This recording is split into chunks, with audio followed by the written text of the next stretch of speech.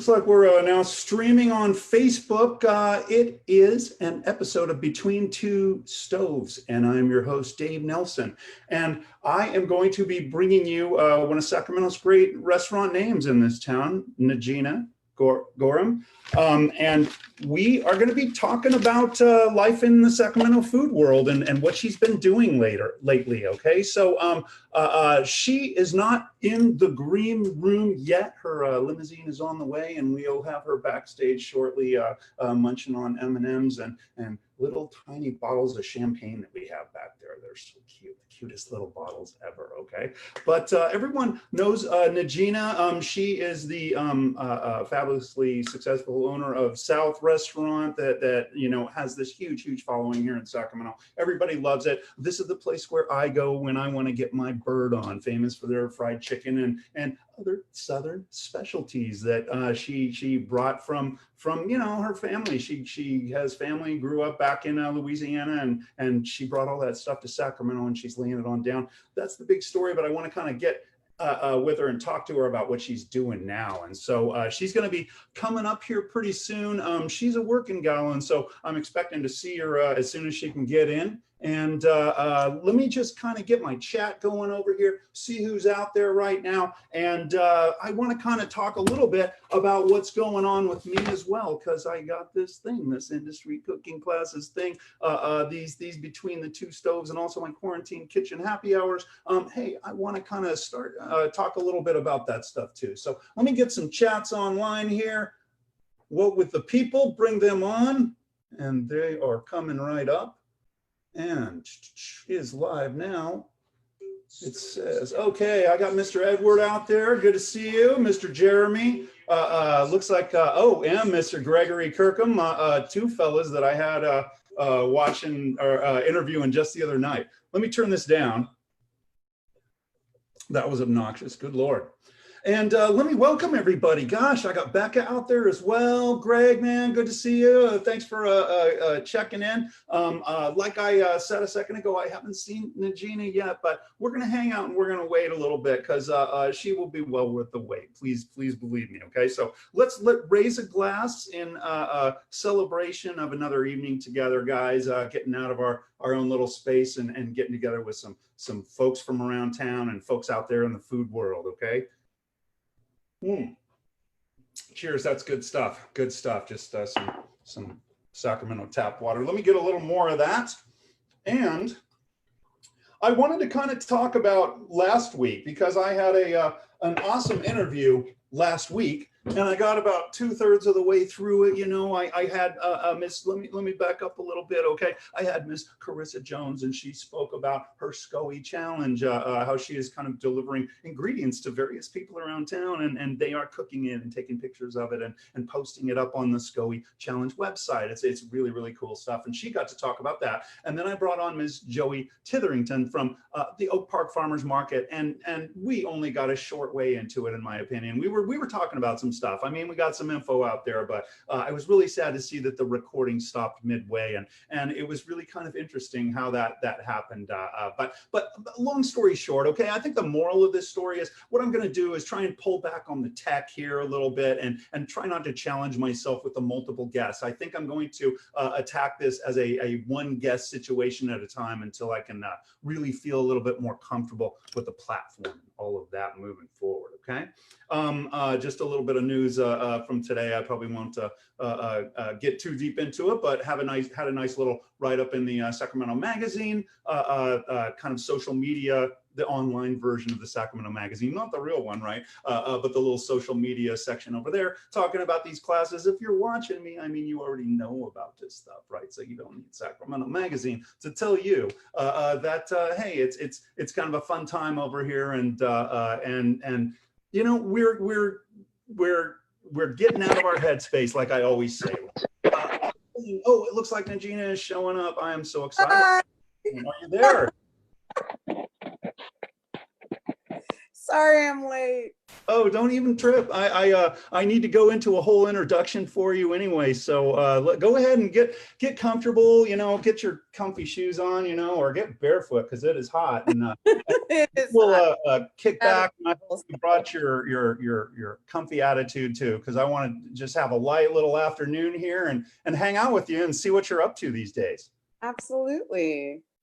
I should probably mention to everyone, full disclosure, Ms. N'Gina and I worked together years ago, and I have to say, just two things when I met you, I will share my first two impressions was, I met you and I was like, okay, this gal's race ready. She's ready to hit the ground running. She knows what she was doing. I should say we were working in a hotel, and this is a different environment, and it's refreshing to see people that can just drop right into a situation like that. And it was just obvious right out of the gate. And my second impression was everybody wore a name tag, and I was just like, there's no way I'm even going to attempt to say your name when I first met you. Wow. Because it was the last name too and everything, the whole thing all together. Name. We now go by the French Creole name. Yeah, it was just like coming at me from I don't know how many different continents there, and I was just like not even going to attempt it. But yeah, it was super cool. Another thing, you were working like front of the house restaurant when I met you, and then they dropped you into banquets later, if I'm not mistaken, right? I did. And you just I did front of the house, and then I did room service. Oh, the rooms. Okay, gotcha. Okay. And that was intense. Yeah, but you were just a badass. I just wanted to throw that out there, And everybody knows about South, and I want to talk about that and everything. I don't know how much time you have with me. I will sit here and listen to anything you want to say, young lady, because I just love your whole story, and I'm sure everybody out there wants to hear it too. I would love to hear what you're doing now. I mean, I saw your post today. You know what I'm talking about. You were offloading 4 tons of pea gravel or whatever it was. What are you getting into these days? I don't think most people know about it. It is the farm has been intense. It is the purpose of what we're trying to do is grow food for the restaurant. The past 2 years, we've been having issues with quality. We've been having issues with consistency. We've been having issues with even the safety of the food that's coming in. And I just needed a little more control. That's the Virgo in me. Wow, that is an amazing amount of control, and just to be able to produce that much. Of course, you're just in the early stages of this. We're in the early stages. So it's this whole thing has been a learning experience though too. It was there's and I'm not, and I will say this, I'm not trying to shit on any like produce person that company that provides in the Sacramento County. Oh, we're not doing that. Yeah, it's all love. It's all love for our people out there, right? I see a little more diversity of what we were getting. Like, like, hey, can you grow this? And it's like, no, we can't get that. And for me, I'm always trying to like push the envelope with Southern food and what we can do. And when you have limitations as far as like what people are able to give you in this area, you have to work within those parameters. And I wanted to work outside of those parameters. And so I would think like Sacramento, or at least this area, we can grow a lot here if given, so taking ingredients from the East Coast. Yeah, we can grow a lot, but if I ask for a certain kind of heirloom something and nobody else wants it, they're not going to grow it. Right, like an heirloom bean from back east or something like that. Exactly. An heirloom bean, so cool. Or heirloom okra, or so it was getting to that point where I had to make a decision of like, could we do this on our own? Could we grow our own food? Could we do these things? And I found a plot of land. And so is it walking distance from the restaurant, or?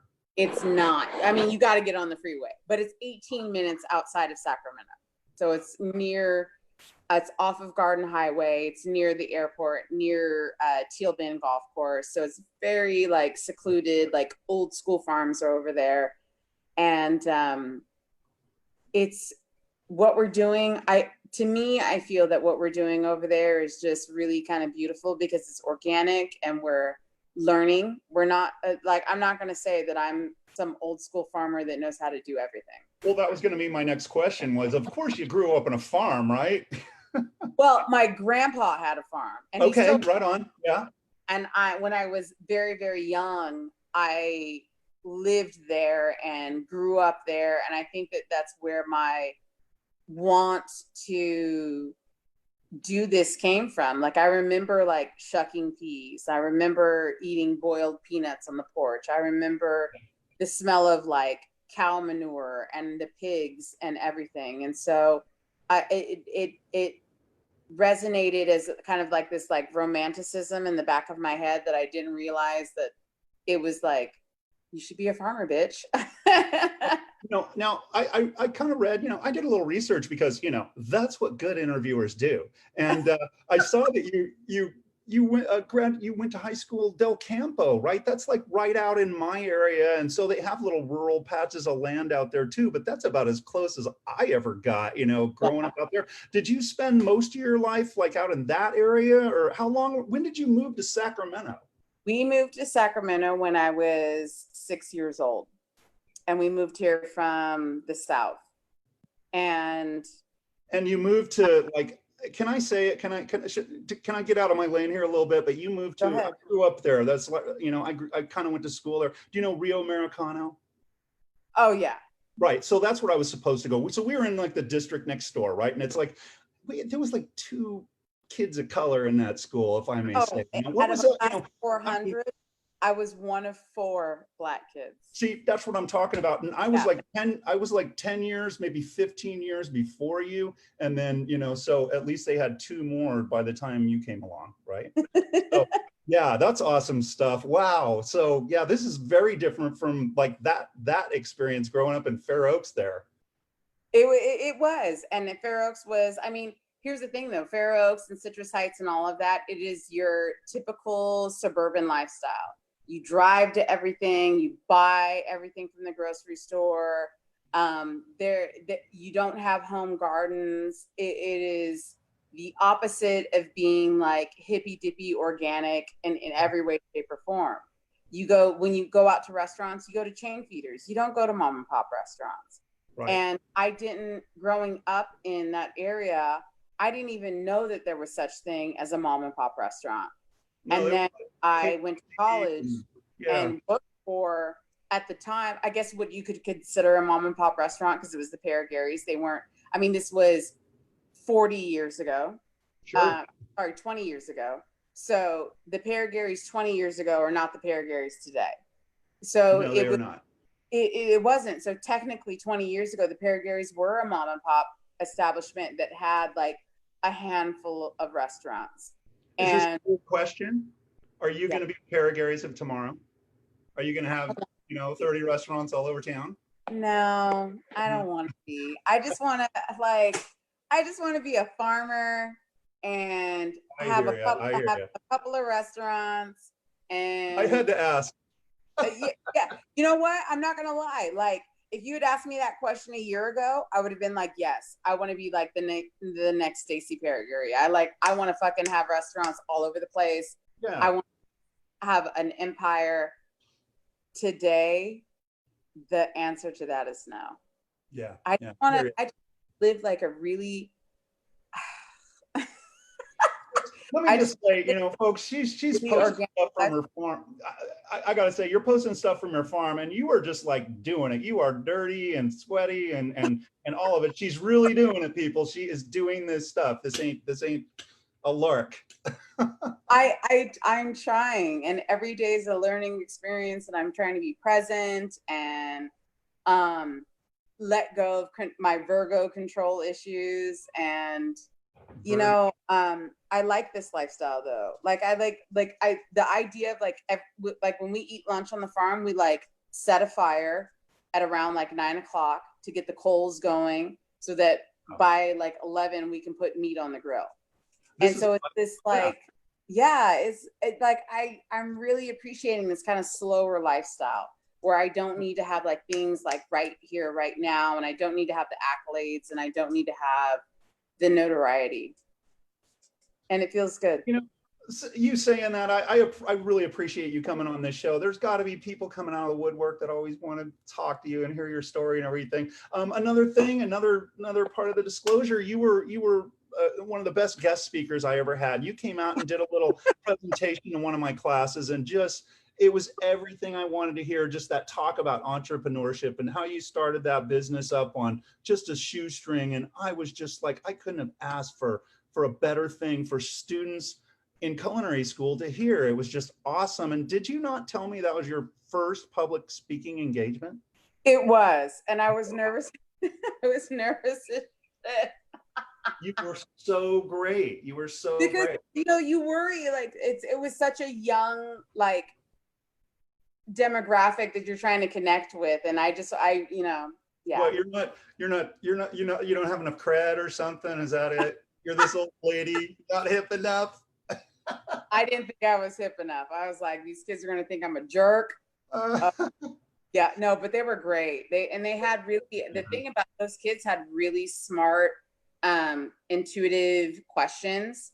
They really were like, what do I need to do? How do I need to, like, how do I need to navigate this? And that was not having children that were that age and not being around kids that are that age, you know, it was very impressive to see like these kids really are thinking about it. They're on top of it. They want to figure out what their purpose is. They want to figure out like how to navigate life. They don't want, it's not about like social media is an illusion. It'll make you think that like all these kids are just these vapid, stupid TikTok, like, I just want to make Instagram videos and be famous. And the reality of it is that a lot of kids want something a lot more deep, a lot more connected with reality than what, you know, Instagram stories is offering.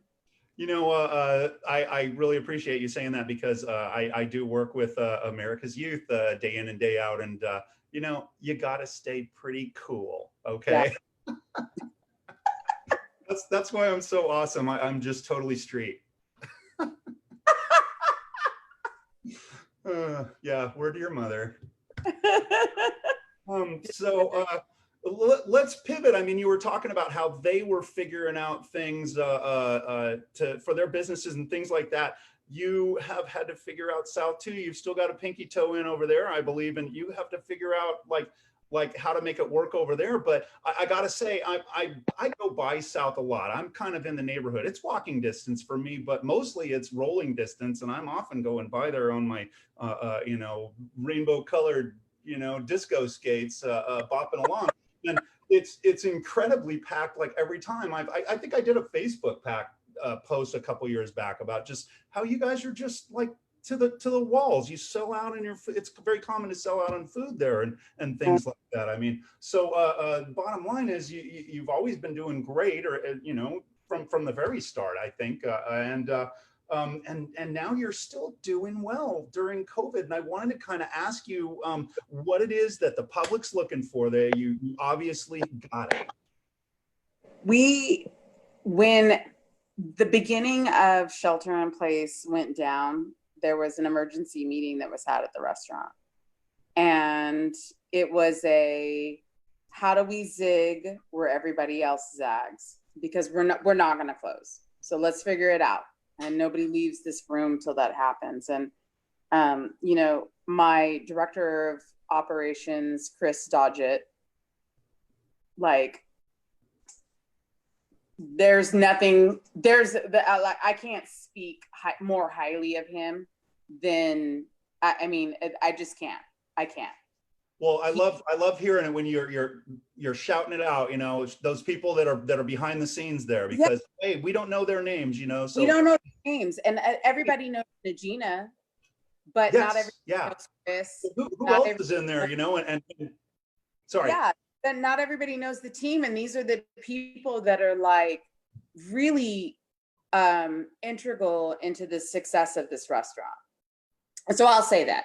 Chris Dodgett, Kamaria Holmes, my sister Iris Lee.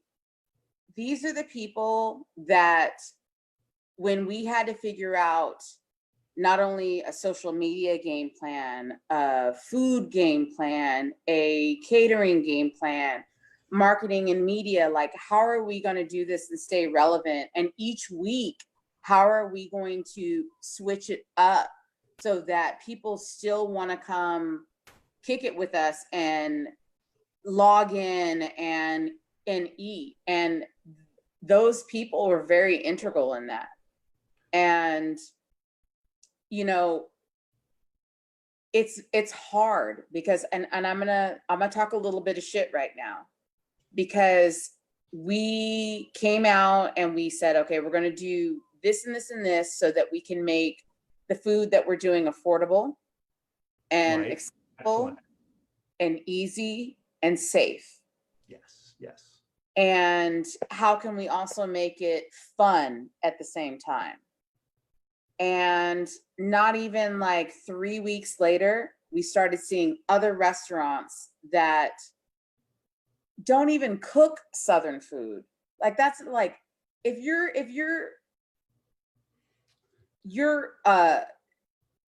whole, the reason why you opened was to cook Asian food or I know you're doing hush puppy Mexican food, catfish. all of a sudden I'm seeing brisket on your fucking menu. Yeah, yeah.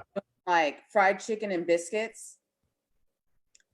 Or we've had other restaurants come in and they've said, we just straight copied you guys because you guys were successful. Oh, that's awesome. What did I think I said something a little while ago about staying in your lane. Stay in your fucking lane. Yeah, yeah. Stay in your fucking lane. But like you said, I'll just being devil's advocate here, it's a scary time. People are freaking. They got to figure out what's going to sell. They got to figure out what's going to move. And gosh, I guess that's why I was asking that question. But can I say authenticity is what sells? Yeah, yeah, absolutely. We have been authentic to who we are as a company, and that's why we're successful.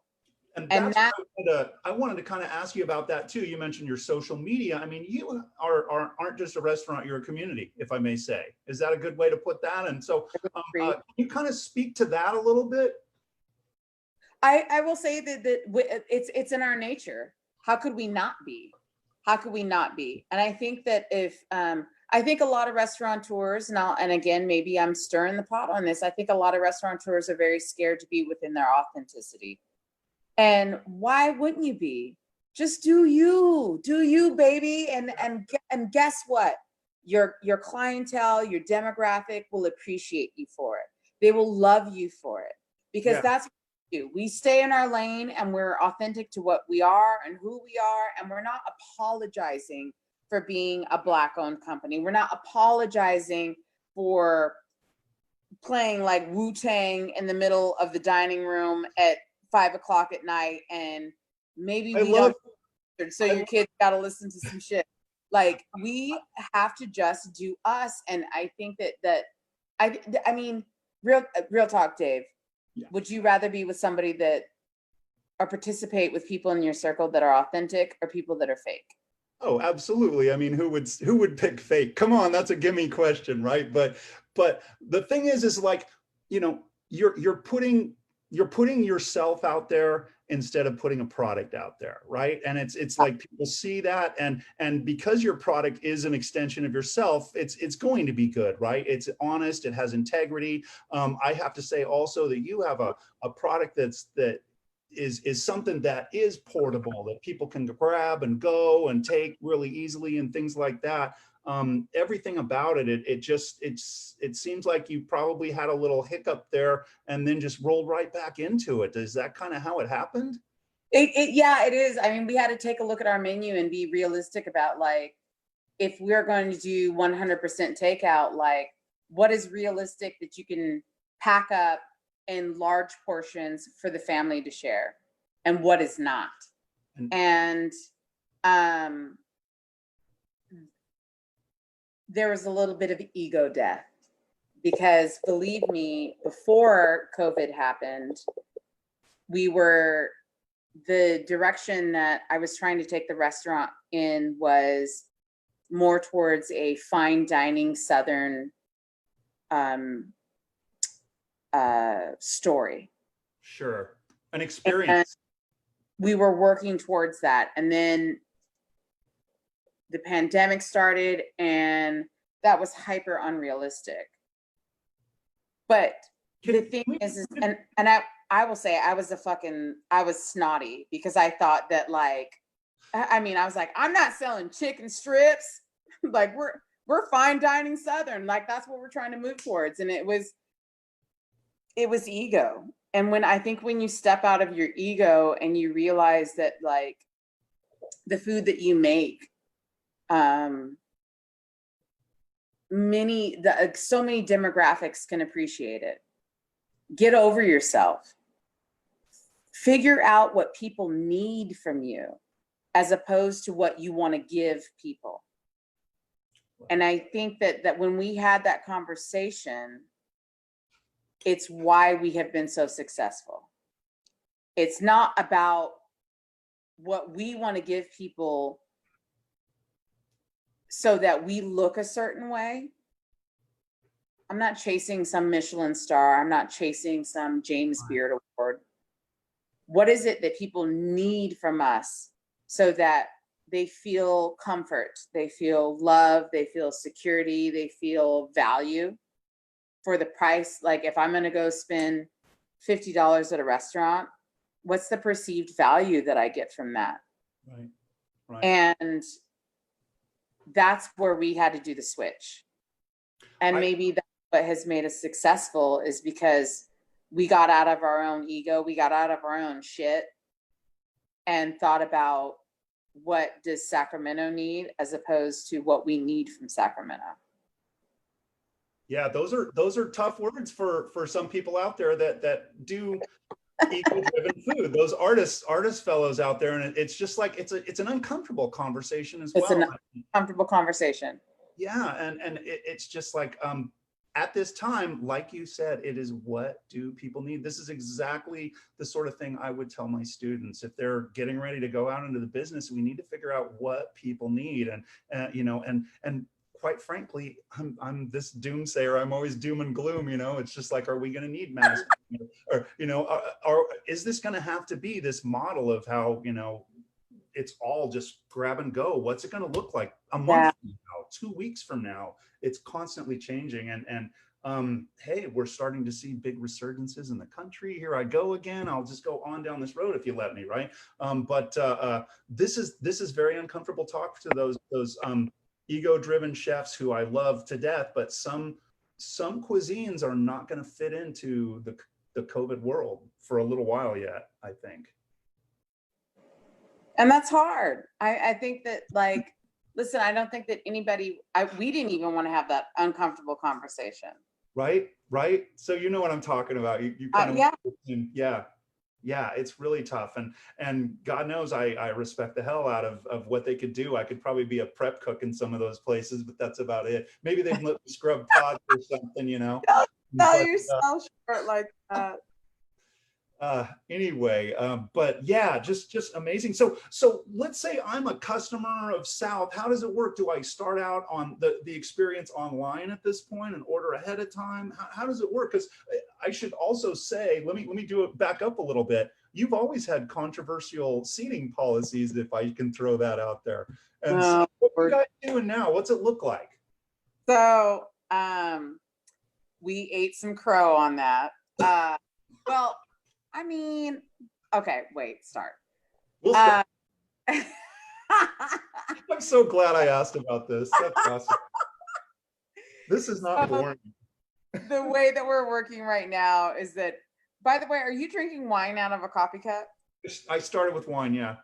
I always drink out of a coffee cup. It's a TV thing. I'm doing fake TV. Oh, you're a piece of work. You better believe it. Cheers.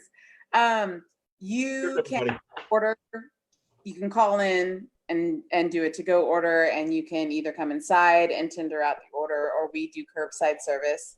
As far as the dining room is considered, we are only seating half of our interior dining room, and then our patio. And then we're being very mindful to the guidelines and the restrictions. And I think what it boils down to is we just want people to feel safe. We just want you to feel safe when you come in, regardless of how you feel about COVID, or whether you think it's fake or it's not fake or whatever. Like, we just want people to fucking feel safe. Yeah. And that's the way I want to feel as a consumer. I'm a consumer. Regardless of where, you know, we just want you to come in and feel like have a break from all of this shit. And that's what we really concentrate on, is just, can we take pause and you just feel like it's 2019 again? It's almost as though you're in the service industry. Almost. So we try to do a good job of making the experience feel the same. And you know, I hope people feel that way, and we try to do our best. And you know, come mid-July, we're going to open our menu back up again, so it's not going to be this limited menu, and you'll be able to have like your old favorites. And I think it's just hard. Like, every day is, we have to just navigate the system. Amazing. Yeah, just the other day there was yet another big change, you know, where, you know, it's all masks inside all the time now, and so it just changes almost day to day. And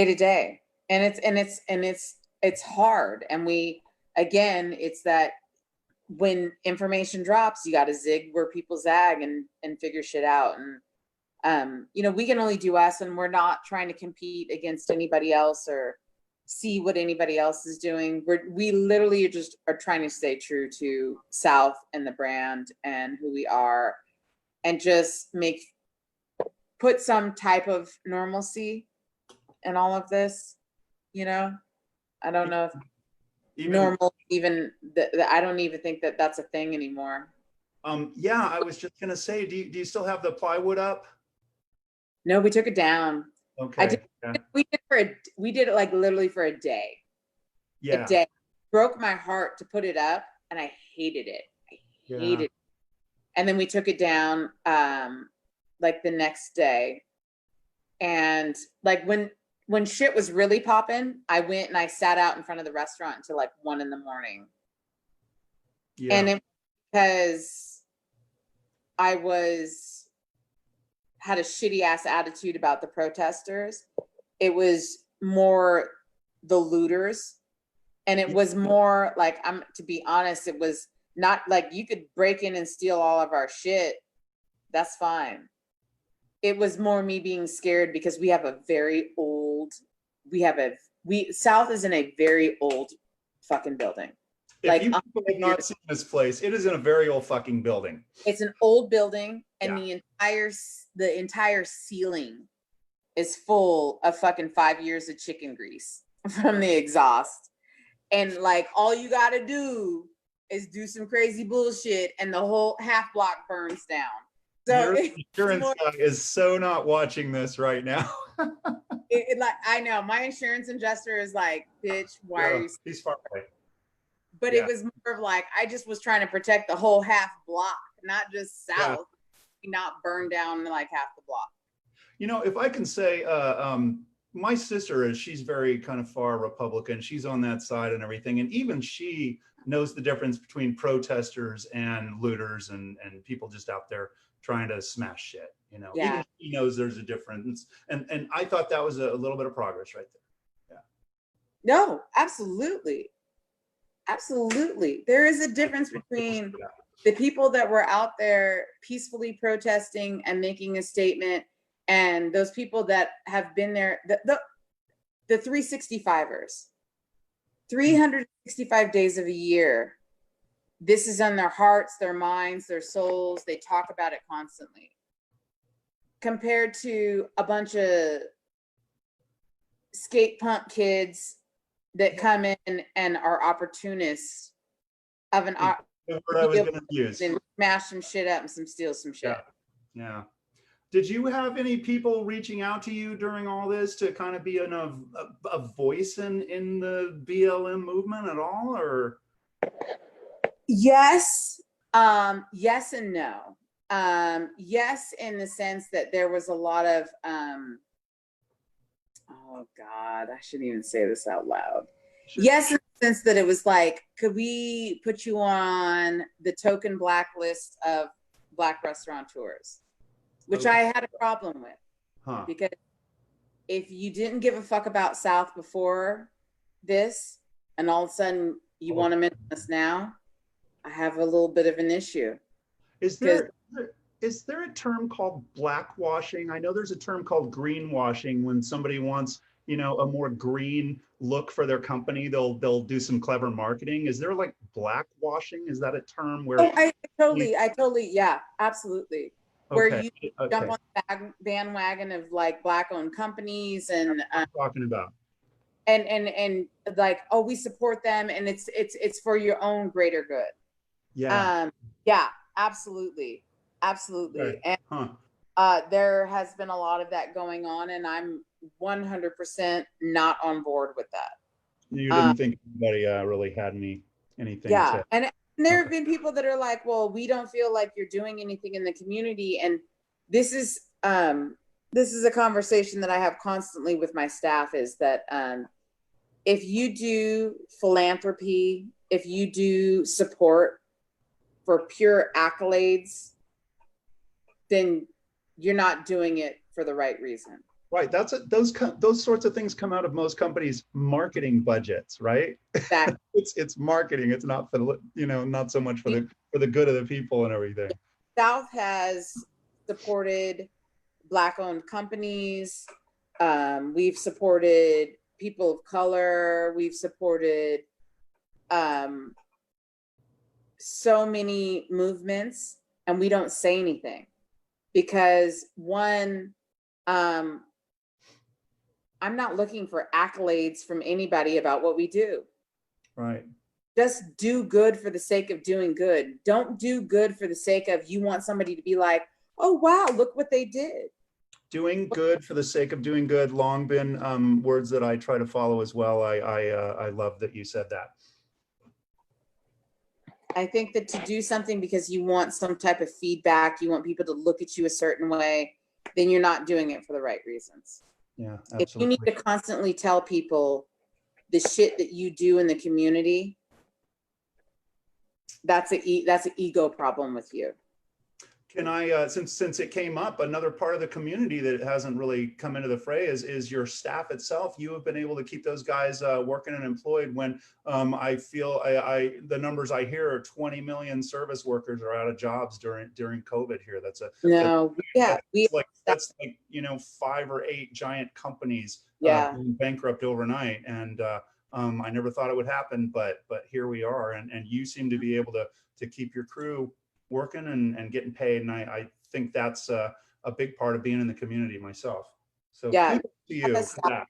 Yeah. 6 people, and of the 26, only 2, actually, when I think about it, only 1 did not come back to work. Wow. And it was because he was just like, this whole situation it unnerves me. I don't feel safe. It doesn't matter. And we were like, baby boy, you do you. Yeah. Outside of that, my entire staff has kept their job. They're working, whether it's the catering director to the dishwasher. Everybody has worked. We've kept up their salaries, their wages. I mean, we play, and that's the other thing too, is that like with our company, we pay medical benefits, whether you're part-time or you're full-time. And we do an IRA match. Can I just say that for those people listening, nobody does that. Little independent restaurant operators like this, like South, nobody does that kind of thing. This is amazing to hear that you're still carrying on all of that through COVID and still keeping them going. That's just great news. Well, Sacramento, listen, it's the city of Sacramento that allowed us to be able to do that. You know, that was my biggest worry when shelter in place first started, was like, I have 26 people that their healthcare benefits are through us. Their retirement plan is through us. And how are we going to be able to take care of those people? And Sacramento came out and they supported and they showed up and they bought food and they bought gift cards and they were amazing. So the credit is due to the city of Sacramento. That's awesome. I thought government was supposed to be all bad all the time. Yeah. Right? You know, that just drives me nuts. You know, you never hear those stories about things that actually work. And you know, so many people are saying these days, you know, that COVID has really exposed the cracks that exist in society, and you know, but it has though. Yeah, but it also exposed like the most amazing people. Like we didn't, and maybe I'm fucked up for saying this out loud, but we didn't take any government assistance. Like we did no PPP, we did nothing. We did nothing. Wow. We just Every try to put out really good food and good service, and kept trying to connect with people. And for us, it worked. And I'm not trying to like, this is where I feel, and I shouldn't feel shitty for saying like we're doing good. Apologizing. You're always apologizing.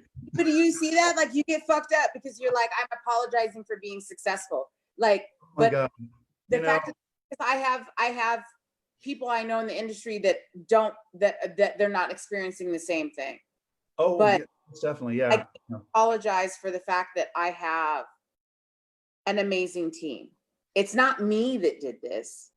I was a part of it, but I've got 26 people that are just the most amazing, hard-hitting, intelligent, smart, this team that allows us to be able to be successful. Dang, and I wish you, I was going to say, I wish you were my boss. But it's true. Like I can't claim it all. There's no way. So many people that have, you know, from, you know, our line cooks and our sous chefs and our prep cooks and our dishwashers and our front of the house servers and our supervisors and our managers, like I'm shucking chicken manure and fucking rocks on a farm 5 days a week. They're taking care of this restaurant while I'm gone. I'm there on Saturday night screaming in the kitchen, and that's it. So they're carrying it while you're out there taking it easy in the sun. Yeah, if you could call sweating your ass off in the sun like a plantation slave. Yeah. Do your kids help you at all in any of this at the farm or at the restaurant? Or they do. They come out to the farm with me, and they have a little hot ass attitude when they get there. Like, I don't want to go to the farm today. It's so hot. It's so this. And then the minute they see me like shoveling something or planting something, especially my son who's 13, he comes over and he starts with talking shit. So he'll be like, do you even know what you're doing? Like, let me show you. And I'm like, okay, you at 13 know so much more than me at 43. But then that's like just his way to get shovel work. Yeah. And so they do. They help. They're really you know, they've been out to the farm and they go out with me probably like 2-3 times a week, and they will shovel rocks and they will move manure and they will, you know, move compost. And I try to teach my son how to shoot God, what do you call it? A nail gun. It was a little too much for him because we're framing up our greenhouse right now. But yeah, they're very into it. And even in the restaurant, like it's funny because they will write, like for school, they'll have to do these like little, you know, what do you want to be when you grow up? And I've saved them, and both of them have said that they want to take over the restaurant or they want to run the farm one day. And I think that's like really wonderful to see that, like, yeah, like, okay, your kids want to do what you do and not just be a video gamer and whatever, a YouTube star. Can I told you I did a little research on you. I want to shift gears again. Are you still good with this? You got plenty of time? I got plenty of time. All right, I just want to make sure. Okay, but I was looking at your thread on Facebook, or do we call it a thread or whatever it is, right? And I saw that story about your aunt. Okay, your great aunt Aileen Quinn. Okay, same last name as the Quinn over there. You had a restaurant, right, in her day, and she was doing like civil rights work and NAACP work and voting rights work and things like that out of a restaurant which was called South of the Border. Okay, I just thought that was so cool how it all kind of came together. I mean, gosh, I hope I didn't tell the whole story. Do you have some more you want to add to it? Did you? No, can I tell you that I didn't even know that her restaurant's name was the same name as my restaurant until the day that I dropped the article is when I found out the name of the restaurant. Oh my God. So I hadn't even known.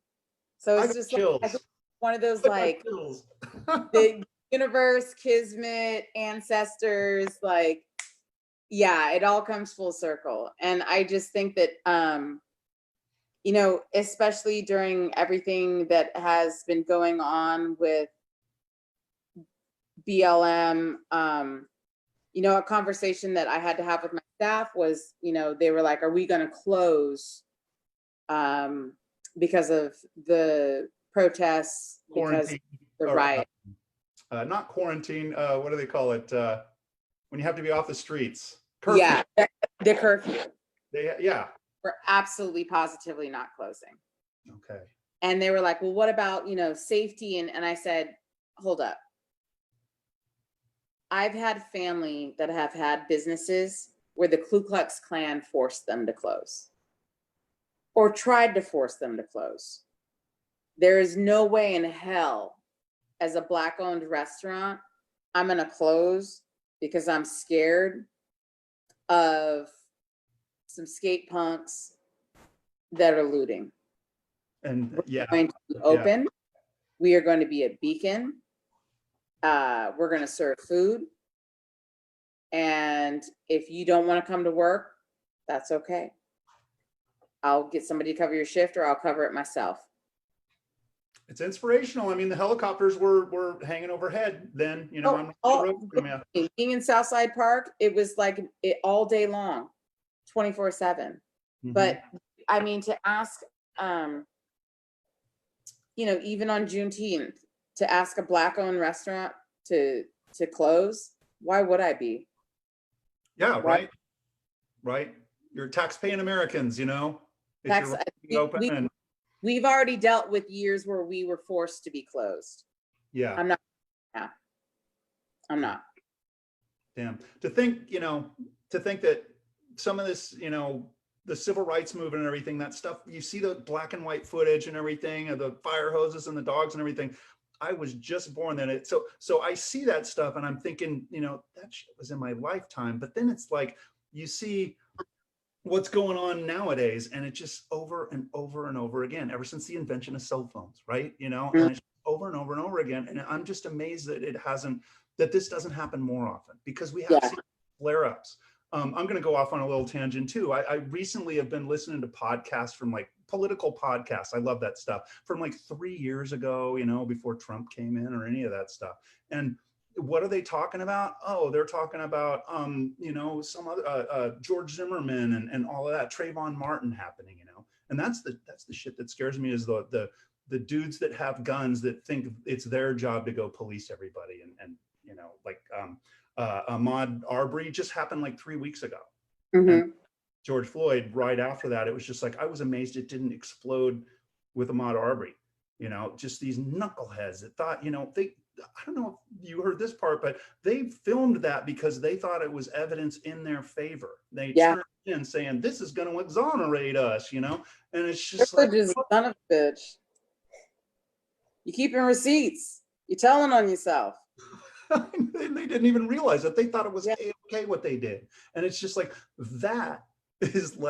that's a huge problem right there. People just don't even realize what they're doing. What they're doing is wrong. And it's just like, yeah. Anyway, here I am swerving out of my lane again, you know, but yeah, you know, I just see it over and over again. It's just like, oh. So yeah. Sorry, I got on. It's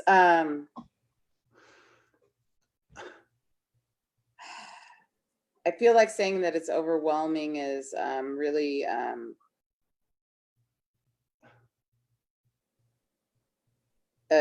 making small of how large the situation is. But I think that when you're a person of color that lives in it every single day, and you have to process it every single day, and you have to transmute these feelings, this energy every single day, that,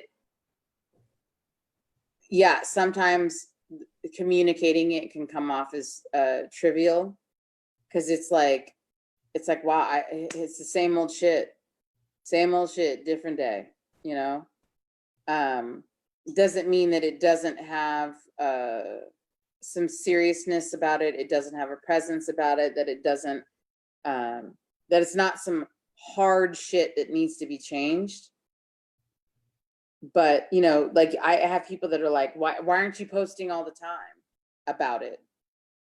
I don't fucking have to post about it all the time. I live it every single goddamn day. Every day I deal with some form of racism since the day I've been born. I don't got to post about it every single. I'm allowed to post happiness as well. I'm allowed to post that I'm like feeling myself and I think I look cute today. Yeah. Well, I think that's a really good point that more people should take to heart, right? You're allowed to feel happy today and have some good thoughts. I'm happy today. Every day I experience racism. Every single day I experience racism. It doesn't mean that I unpack and live in the shit. I can have moments where I'm like, girl, you looking good. Your hair is popping. The kids are being good. My animals have not torn up my house today. Like, I'm allowed to express gratitude as well. Your animals. You know, by the way, if you want a dog and a cat, let me know. Yeah. Oh my gosh. I would love a dog, but it'll never happen. It's a very sore point around here. We go round and round on it.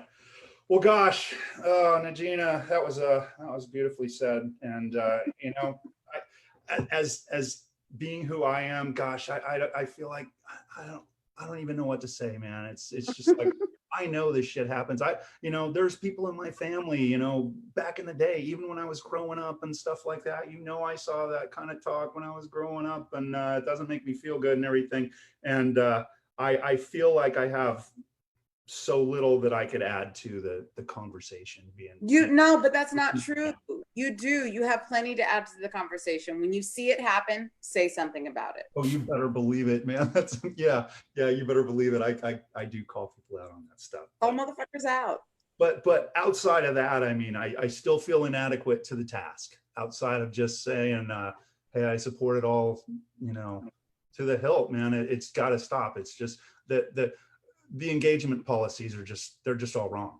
The engagement policies are all wrong. They gotta rethink that shit. And I do like the idea of having more of a diverse police force in you know, the idea of having like social workers that are part of the police force and things like that. How about a little more training? Yeah. A little more training, you know, maybe go through the program and in like a year, maybe a little bit more training. More training. Yeah. They're horribly undertrained from everything I've kind of seen. But again, on all of this stuff, I am a very poor, there are people that know much more about these things than I do. I feel like I'm a poor advocate on any side of the question, but it's just horrible. And I just want to do anything I can to help. By calling people out. Gosh, we're all serious here. Listen, you're one step ahead of a lot of people that just want to turn a blind eye to the shit.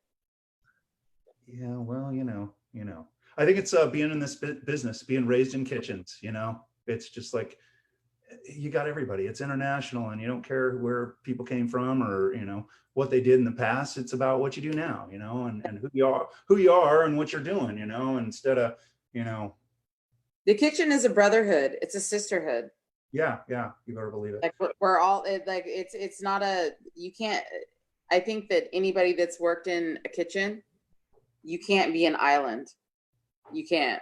If you think you're going to go in and you're going to do you, clock in, clock out, and get the fuck out, that is impossible. It is 100% a team thing. You have to have your brother's back. You have to have your sister's back. And I'm not saying that it's healthy all the time, but it's the only way you can survive. Yeah. It really. I'm really glad to see that the representation of women in the kitchen has changed so much in my lifetime as well. Yeah. That's been another big thing. Hey, what was your life as a female restaurateur? Have you had any issues with that over the years? Hell Right? yeah. Oh God. Inappropriate to you? I'm not gonna call motherfuckers out right now, but yeah, there's some dudes in Sacramento that don't want me to write like my memoirs right now about how highly inappropriate that they were. Oh my gosh. Yeah, there's some. Yeah, I'll wait till I'm like 70 and I'll write a book. I should probably say I'm sure there were bad things I might have done back in the day when before people talked about such things, and it was a little different in my day, you young whippersnappers. But yeah. But I'm kind of I was kind of working for corporate places like where you met me, right? And in those places, it's just like no joke. I saw I was working for Hyatt Hotels. I saw the executive chef for the entire Eastern Seaboard. Basically, he was the exec chef of New York, and that dude did something inappropriate. He was gone the next day. They just jettisoned that guy, and I was just like, if it's that serious, that was the day I learned, you don't say boo about anything. You watch your P's and Q's. And yeah. And another friend of mine, here's another bit of wisdom, but another friend of mine talking about the sexual things going on in with your employees and things like that, is that they're all plants, right? Try to look at them asexually. They're all plants, right? And you don't have a problem with that. You got. So as long as you can do that, you're all good. Yeah, it's funny because especially in our industry, there's so much untraining that needs to happen. Meaning that if you think that the old paradigm of how this industry worked is going to be able to survive in this new era, no, it's just not. Like those days of like being like a total lecherous sexual harasser, like male and female. You're talking about my days. That's when I was days. I'm as old as you. Like that just doesn't, it doesn't exist anymore. That's true. Yeah. It doesn't. You can't operate that way anymore. And you can't operate that way anymore because not only shouldn't operate that way because that's just disgusting, but you shouldn't do that because, I mean, here's the thing though, there's a lot more accountability that happens now. Like there are receipts now. Like fools be text. Like I heard a story the other day. Oh, this is gonna be good. Drops. This fool was texting his server saying stuff, and I'm like, dude, you texted her? Like that's receipts. Yeah. You're stupid and you're disgusting and you deserve everything that's coming to you. But this is a digital. We are in a different age.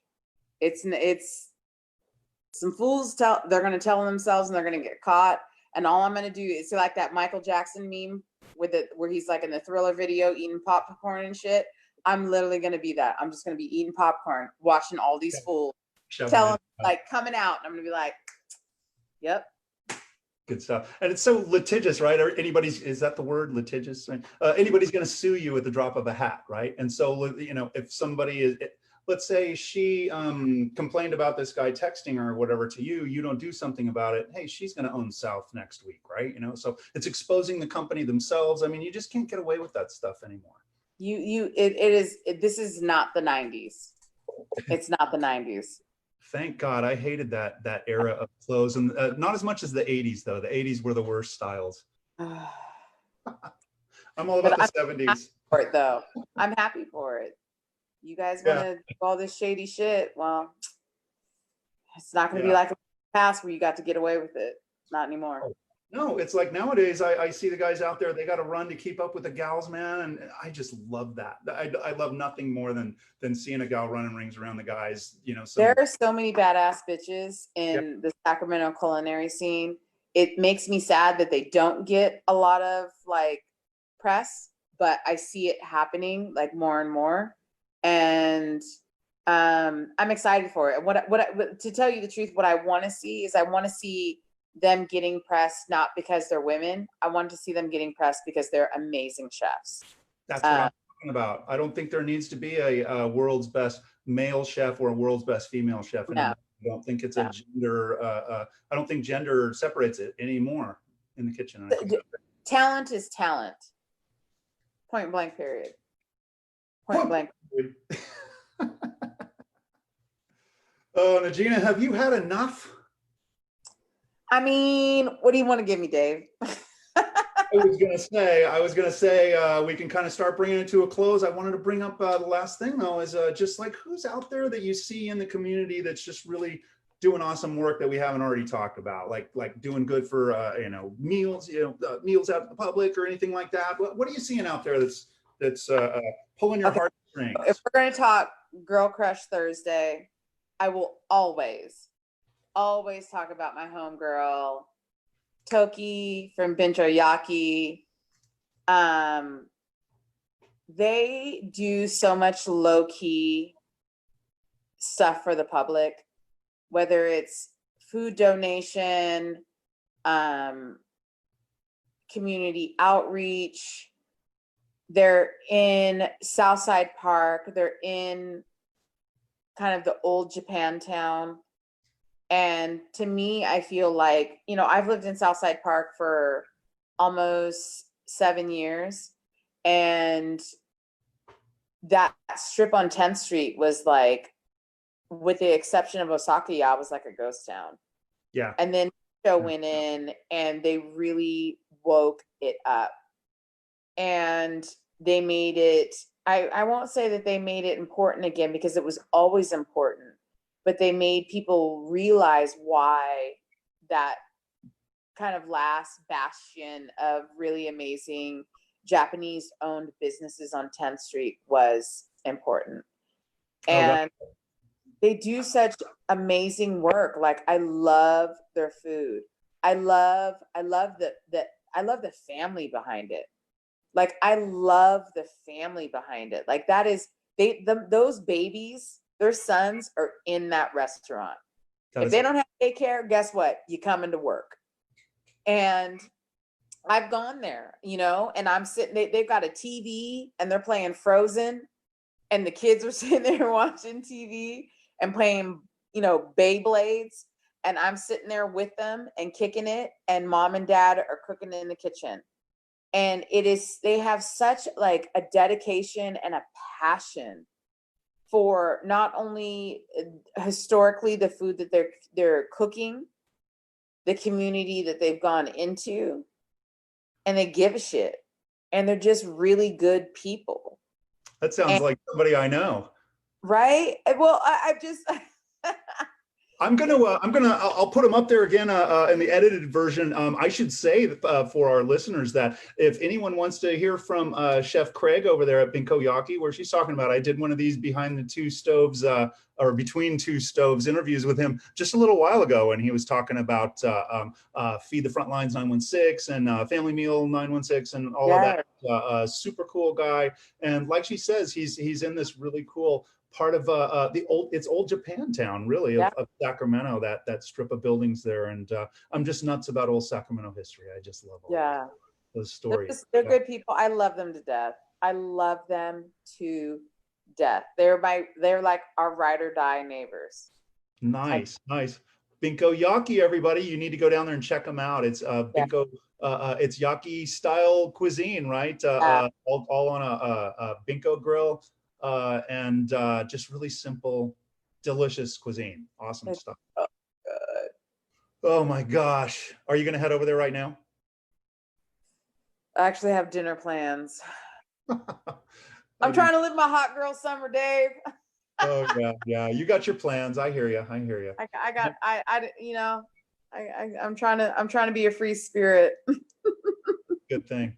Well, I really, I'm so happy that you agreed to do this. I was interviewing Greg Kirkham. You know him, right? Oh, Uh, he right. is my like witchy farmer Yeah. brother in arms. Yeah, yeah. So I was interviewing him. He mentioned, "Hey, you ought to get N'Gina," and I was thinking, "Oh my gosh, everybody's probably trying to get her." No, she's not gonna want it. I can't believe you said that you would do it again, especially since you already did it for me once. You did the No, I guest love. speaking before, so Oh really, no, we got yeah. history, and we have history. It's so happy that you actually showed. I was nervous for a minute. It was awesome. Let's see. N'Gina, I'm gonna cut you loose, okay? I'm gonna swing by and holler at you one of these days and get one of those. I need a couple of hurricanes from you guys. We didn't get to that. They have them, folks. Okay. And yeah, we'll get together one of these days and yak about all this stuff without all these people around. Okay. So thanks so much for the rest of you good folk out there. Dave Nelson on Industry Cooking Classes channel on YouTube, and you just watched the Between the Two Stoves with N'Gina from South at South Restaurant in Sacramento. Check them out. Go get some chicken from them. I get my bird on there every time I want some chicken. Okay, that's where I'm going. Okay, go down there and check them out and give her a holler. And if any of you students ever want to hear a great story, look up. I believe it was a Creative Mornings interview with N'Gina Saran. And I think that was your name then, right? Look that one up and you will hear a great story of somebody putting together a restaurant monster on a shoestring budget. I love your story. It's so awesome. Thank you, Dave. And thank you, Ms. N'Gina, and we will see you on the flip side. Ladies and gentlemen, for those of you who are watching, the last thing I want to say is don't you forget, the party's always in the kitchen. We will catch you all on the flip side. Take care for now, and we will see you next time. Boop.